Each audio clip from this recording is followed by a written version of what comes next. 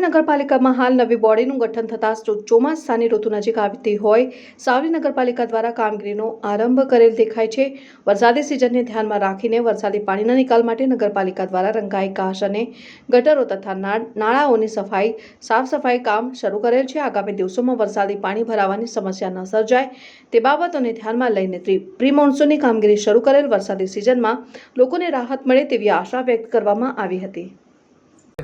આજે સાવલી નગરની અંદર અગાઉ મોન્સૂન કામગીરી હાથ ધરેલ છે।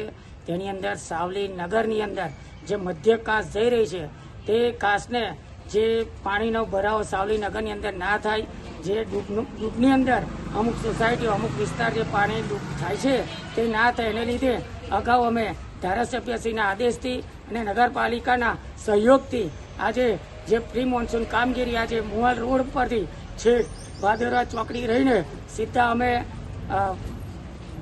ગોપાલપુરીનો જે હનુમાનજીનું મંદિર છે ત્યાં સુધી અમારે આ મોન્સૂન કામગીરી પૂર્ણ કરેલ છે।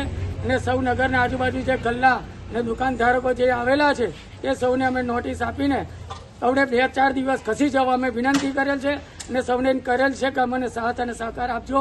આપણા નગરની અંદર જે પાણીનો ભરાવો થાય છે તે પાણીનો ભરાવો ના થાય અને પબ્લિકને મુશ્કેલી ના પડે એના માટે આ મોન્સૂન કામગીરી હાથ ધરેલ છે।